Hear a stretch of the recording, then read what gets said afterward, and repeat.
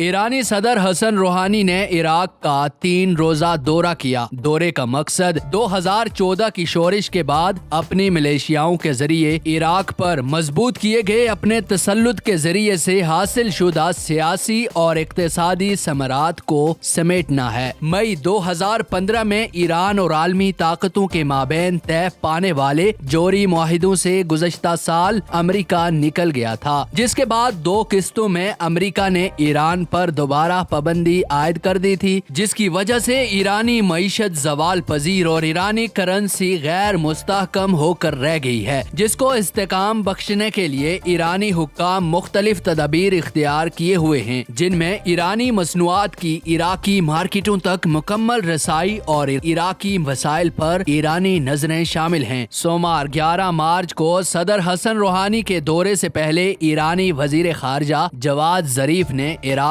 का दौरा किया, ताकि वो वहां पर सदर के दौरे के लिए पेशगी तौर पर जमीन हमवार कर सके। 2013 में ओहदाए सदारत संभालने के बाद ये सदर रूहानी का एक ऐसे वक्त में पहला दौरा है जब इराक पर ईरानी नवाज फिरका वाराना मिलिशियाओं का बड़ी हद तक कब्जा है और वो हुक्काम को ईरानी मफादात के पूरे करने के लिए मजबूर कर रहे हैं। इस दौरे में रूहानी ने दारुल हुकूमत बगदाद समेत करबला और नजफ के अरब कबाइल के सरदारों से भी मुलाकात की, जिस पर इराकी मुबस्सरीन का कहना है कि ये मुलाकातें इस बात का वाज़े पैगाम है कि ईरान बराह रास्त इराक के दाखिली मामलात में दखल अंदाजी कर रहा है। इस दौरे में हसन रूहानी ने इराक के बड़े शिया मर्जे आयतुल्लाह सिस्तानी से भी मुलाकात की है। इस लिहाज से हसन रूहानी पहले ईरानी सदर हैं जिन्होंने आयतुल्लाह सिस्तानी से मुलाकात की है, जिसको खित्ते में एक नई तब्दीली के तौर पर देखा जा रहा है। इससे पहले 1980 से 1988 के दौरान 8 साल ईरान इराक जंग हुई, जिसमें इराकी मराजे फिरका वाराना बुनियादों पर ईरानी हिमायत के बारे में मोहतात रहे हैं। 2003 में इराक पर कब्जे के बाद अमेरिका ने इसे सोने की प्लेट में ईरान नवाज फिरका वाराना अनासर के हवाले किया, जिसके बाद इराकी शिया मर्जे भी ईरानी जुबान बोलने लगे। सिस्तानी से रूहानी की मुलाकात एक तरफ तो इराक के मजहबी अनासिर पर ईरानी तसल्लुत की खबर दे रही थी, लेकिन दूसरी तरफ जराए के मुताबिक बरतरी के ज़ुल्म में मुब्तला सुप्रीम लीडर अली खामनाई ने इसको अपनी शान में गुस्ताखी समझा है, जिस पर ईरानी अपोजिशन अरकान ने इसे सुप्रीम लीडर की तंग नजरी करार दिया है। इस मुलाकात का बाज़ाहिर मकसद तो इराक ईरान ताल्लुकात हैं, लेकिन दरपर्दा मकासिद और भी हैं। इन मकासिद में इराक के रास्ता बहरे रोम तक रसाई भी शामिल है। इसके साथ साथ इराकी मंडी तक रसाई हासिल करके